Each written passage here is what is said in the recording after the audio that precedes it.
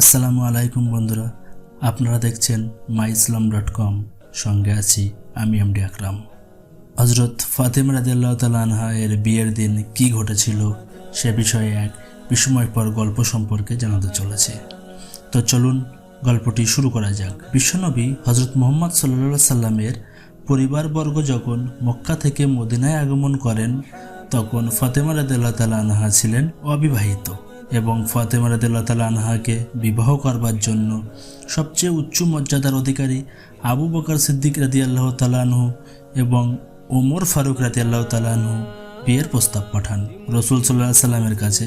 কিন্তু রাসূল সাল্লাল্লাহু আলাইহি সাল্লাম এই বিবাহের প্রস্তাব বিনয়ের সাথে প্রত্যাখ্যান করেছিলেন। এবার বাকি ছিল হযরত আলী রাদিয়াল্লাহু তাআলা আনহু। তিনি সম্পর্কে ছিলেন রাসূল সাল্লাল্লাহু আলাইহি সাল্লামের চাচাতো ভাই। তখন হযরত আবু বকর রাদিয়াল্লাহু তাআলা আনহু ও হযরত ওমর রাদিয়াল্লাহু তাআলা আনহু ও বাকি সাহাবারা মিলে বিশ্বনবী সাল্লাল্লাহু আলাইহি সাল্লামের কাছে আলী রাদিয়াল্লাহু তাআলা আনহুর সাথে ফাতেমা রাদিয়াল্লাহু তাআলা আনহার বিয়ের প্রস্তাব করেন এবং রাসূল সাল্লাল্লাহু আলাইহি সাল্লাম সেই প্রস্তাবে রাজি হন এবং তিনি আলী রাদিয়াল্লাহু তাআলা আনহুকে বলেন, বিবাহের জন্য কি তোমার কাছে দেনমোহর আছে? তখন আলী রাদিয়াল্লাহু তাআলা আনহু উত্তর দিলেন, তার কাছে তেমন কোনো দেওয়ার মতো কিছু নেই। তখন রাসূল সাল্লাল্লাহু আলাইহি সাল্লাম আলী রাদিয়াল্লাহু তাআলা আনহুকে বলেন, দেনমোহরের জন্য তোমার যে লোহবর্মটি আছে সেটি বিক্রি করে দাও। হযরত আলী রাদিয়াল্লাহু তাআলা আনহু দেনমোহরের টাকা জোগাড় করার জন্য লোহবর্মটি বাজারে বিক্রি করতে নিয়ে গেলেন। পথে তার সাথে দেখা হলো হযরত উসমান রাদিয়াল্লাহু তাআলা আনহু এবং উসমান রাদিয়াল্লাহু তাআলা আনহু আলী রাদিয়াল্লাহু তাআলা আনহুর মুখে তার বিয়ের সমস্ত কথা শুনে তিনি নিজেই সেই লোহবর্মটি কিনে নিলেন আর দাম দিলেন 470 দিরহাম এবং উসমান রাদিয়াল্লাহু তাআলা আনহু আলী রাদিয়াল্লাহু তাআলা আনহুর কাছে সেটি কেনার পর আবার সেটি তিনি আলী রাদিয়াল্লাহু তাআলা আনহুকে উপহার দিলেন এবং তিনি বললেন, এটি যার প্রাপ্য আমি তাকেই দিলাম, এটি আমি তোমাকে তোমার বিয়ের উপহার হিসাবে দিলাম। ওদিকে রাসূল সাল্লাল্লাহু আলাইহি সাল্লামের কলিজার টুকরা কন্যা ফাতেমা রাদিয়াল্লাহু তাআলা আনহাকে আলী রাদিয়াল্লাহু তাআলা আনহার সাথে বিয়ের কথা শোনালে ফাতেমা রাদিয়াল্লাহু তাআলা আনহা লজ্জায় মুখ লুকান। এর থেকে বোঝা গিয়েছে ফাতেমা রাদিয়াল্লাহু তাআলা আনহা বিয়েতে সম্মতি রয়েছে। অতঃপর রাসূল সাল্লাল্লাহু আলাইহি সাল্লাম আনাস রাদিয়াল্লাহু তাআলা আনহু, আবু বকর সিদ্দিক রাদিয়াল্লাহু তাআলা আনহু ও ওমর ফারুক রাদিয়াল্লাহু তাআলা আনহু সহ অন্যান্য সাহাবাদের উপস্থিত হওয়ার নির্দেশ দিলেন। সকলের উপস্থিতিতে রাসূল সাল্লাল্লাহু আলাইহি সাল্লাম আলী রাদিয়াল্লাহু তাআলা আনহু ও ফাতেমা রাদিয়াল্লাহু তাআলা আনহুর বিয়ের খুতবা পাঠ করলেন এবং আলী রাদিয়াল্লাহু তাআলা আনহুকে উদ্দেশ্য করে বললেন, আমি আমার কন্যাকে তোমার কাছে 400 দিরহাম দেনমোহরের বিনিময়ে বিবাহ দিতে ইচ্ছুক, তুমি কি বিয়ের প্রস্তাব গ্রহণ করবে? তখন আলী রাদিয়াল্লাহু তাআলা আনহু বললেন, কবুল, এবং তিনি বললেন, আমি এই বিয়ের প্রস্তাব গ্রহণ করিলাম। বিয়ের দিন রাতে রাসূল সাল্লাল্লাহু আলাইহি সাল্লাম যখন ফাতেমা রাদিয়াল্লাহু তাআলা আনহার নিকট গেলেন তখন মা ফাতেমা রাদিয়াল্লাহু তাআলা আনহা লজ্জায় লাল হয়েছিলেন। রাসূল সাল্লাল্লাহু আলাইহি সাল্লাম যখন ফাতেমাকে বলতে লাগলেন, আমি আমার বংশের সবচেয়ে ভালো লোকের সাথে তোমার বিবাহ দিয়েছি, বিয়ের দিন পরার জন্য রাসূল সাল্লাল্লাহু আলাইহি সাল্লাম ফাতেমা রাদিয়াল্লাহু তাআলা আনহাকে একটি সুন্দর দামি পোশাক উপহার দিয়েছিলেন, কারণ ফাতেমা রাদিয়াল্লাহু তাআলা আনহা পরনে ছিল তালি দেওয়া জামা। এমতো অবস্থায় একজন ফকির এসে দরজায় কড়া নাড়তে থাকে। তখন ফাতেমা রাদিয়াল্লাহু তাআলা আনহা কি ভিক্ষা দিবেন তা বুঝতে পারছিলেন না। পরে তার মনে হলো আল্লাহ তাআলা বলেছেন, তোমরা তোমাদের ভালোবাসার যে জিনিসটিকে রয়েছে সেটি থেকেই দান করো। ফাতেমা রাদিয়াল্লাহু তাআলা আনহা বিয়ের জন্য বরাদ্দ থাকা পোশাকটি সেই ভিক্ষুককে দিয়ে দিলেন। বিয়ের দিন রাসূল সাল্লাল্লাহু আলাইহি সাল্লাম ফাতেমা রাদিয়াল্লাহু তাআলা আনহাকে বেশ কিছু সরঞ্জামও উপহার দিয়েছিলেন এবং রাসূল সাল্লাল্লাহু আলাইহি সাল্লাম আলী রাদিয়াল্লাহু তাআলা আনহাকে বলেছিলেন তিনি যেন তার বিবাহের ওয়ালিমা করে। বিবাহ সম্পূর্ণ হওয়ার পর ফাতেমা রাদিয়াল্লাহু তাআলা আনহাকে যখন রাসূল সাল্লাল্লাহু আলাইহি সাল্লাম বিদায় দিতে যাবেন তখন দেখলেন ফাতেমা রাদিয়াল্লাহু তাআলা আনহা কান্না করছিলেন।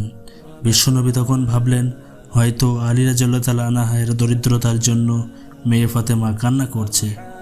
তখন বিশ্বনবী ফাতেমা রাদিয়াল্লাহু তাআলা আনহার কাছে গেলেন এবং বললেন, আলী দরিদ্র হতে পারে, কিন্তু মনে রেখো আমি তোমাকে সবচেয়ে ভালো ছেলের সাথে বিয়ে দিয়েছি, তখন ফাতেমা রাদিয়াল্লাহু তাআলা আনহা ক্রন্দনরত অবস্থায় তার বাবাকে বললেন, আসলে সে আলী রাদিয়াল্লাহু তাআলা আনহুর দরিদ্রতার জন্য কাঁদছে না, বরং এত বছর তার বাবার সাথে ছিল, আর এখন তার বিবাহের সময় মাও নেই, তাই সেই দুঃখে সে কান্না করছে। এবার ফাতেমা রাদিয়াল্লাহু তাআলা আনহাকে বিদায় দেওয়ার সময় হলো, চলে যাবেন আদরের কন্যা ফাতেমা। তখন বিশ্বনবী আলী রাদিয়াল্লাহু তাআলা আনহুকে উদ্দেশ্য করে বলল, ফাতেমা তোমার বরকতের কারণ হোক, তোমরা সংসারে সুখী হও। এবং ফাতেমা রাদিয়াল্লাহু তাআলা আনহাকে নির্দেশ দিলেন, কখনো যেন স্বামীর মনে সে কষ্ট না দেয় এবং ঘরের সব কাজ দেখাশোনা করে। ফাতেমা রাদিয়াল্লাহু তাআলা আনহা যেন স্বামীর খেদমত করে। আলী রাদিয়াল্লাহু তাআলা আনহা ফাতেমা রাদিয়াল্লাহু তাআলা আনহাকে নিয়ে বাড়িতে বসবাস করতেন। সেই বাড়িটি রাসূল সাল্লাল্লাহু আলাইহি সাল্লামের বাড়ি থেকে অনেক দূরে ছিল এবং রাসূল সাল্লাল্লাহু আলাইহি সাল্লাম তাই মা ফাতেমাকে দেখতে আসতেন। রাসূল সাল্লাল্লাহু আলাইহি সাল্লাম বললেন, মা, আমি তো তোমাকে প্রতিদিনই দেখতে আসি, আমি চাই তুমি আমার কাছে থাকো। তখন ফাতেমা রাদিয়াল্লাহু তাআলা আনহা বিশ্বনবীকে বলল, বাবা, হারিস ইবনে নওমনের কাছে অনেকগুলো বাড়ি আছে, আপনি তার কাছ থেকে একটি বাড়ি চাইতে পারেন। তখন বিশ্বনবী বললেন, আমি হারিস ইবনে নওমনের কাছ থেকে বাড়ি চাইতে পারবো না, কারণ সে ইতিমধ্যে আল্লাহ ও তার রাসূলের সন্তুষ্টির জন্য অনেকগুলো বাড়ি দান করেছেন। ওইদিকে হারিস ইবনে নওমনের কানে কথা পৌঁছালে রাসূল সাল্লাল্লাহু আলাইহি সাল্লামের কাছে চলে আসেন এবং এসে বলে, আপনি যদি আমার কাছ থেকে একটি বাড়ি নেন তাহলে আমি নিশ্চয়ই খুশি হব। আপনি আপনার কন্যা ফাতিমাকে এসে বলুন যে বাড়িটি তাদের পছন্দ হয় তারা যেন সেই বাড়িটি গ্রহণ করে এবং সেখানে বাস করা শুরু করে। এরপর হারিস ইবনে নওমনের একটি বাড়িতে আলী রাদিয়াল্লাহু তাআলা আনহু ও ফাতেমা রাদিয়াল্লাহু তাআলা আনহা থাকা শুরু করলেন।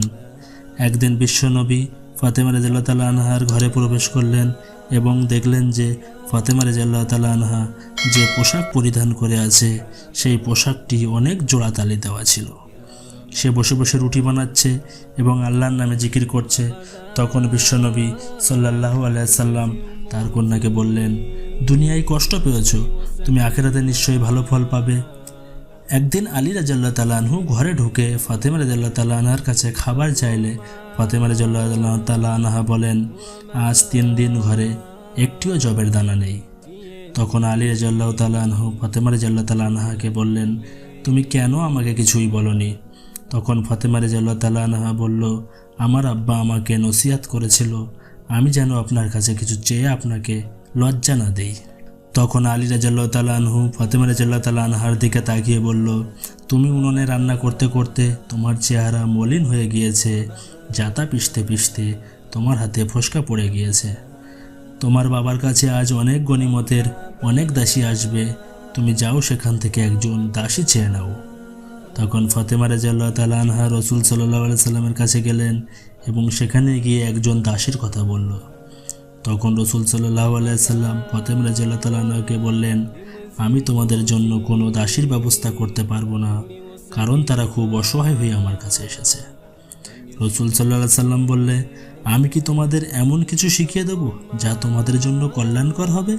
তখন ফাতেমা রাদিয়াল্লাহু তাআলা আনহু ও আলী রাদিয়াল্লাহু তাআলা আনহু বললেন, হ্যাঁ অবশ্যই, তা আমরা শিখতে চাই। তখন রাসূল সাল্লাল্লাহু আলাইহি সাল্লাম বললেন, তোমরা প্রত্যেক ফরজ নামাজের পরে 10 বার সুবহানাল্লাহ, 10 বার আলহামদুলিল্লাহ ও 10 বার আল্লাহু আকবার পড়বে এবং ঘুমাতে যাওয়ার পূর্বে 33 বার সুবহানাল্লাহ পড়বে। ফাতেমা রাদিয়াল্লাহু তাআলা আনহু এবং আলী রাদিয়াল্লাহু তাআলা আনহার বৈবাহিক জীবন আমাদের জন্য একটি আদর্শ স্বরূপ। আল্লাহ আমাদের সকল বিবাহিত ভাই বোনদের বৈবাহিক জীবনে সুখী হবার তৌফিক দান করুক, আমিন। সম্মানিত দর্শক বন্ধুরা, ভিডিওটি আপনাদের কাছে কেমন লেগেছে তা আমাদের কমেন্ট করে অবশ্যই জানাবেন। ভিডিওটি ভালো লাগলে সাবস্ক্রাইব ও লাইক করে আমাদের সঙ্গে থাকবেন। আজ তাহলে এই পর্যন্ত, আল্লাহ হাফেজ।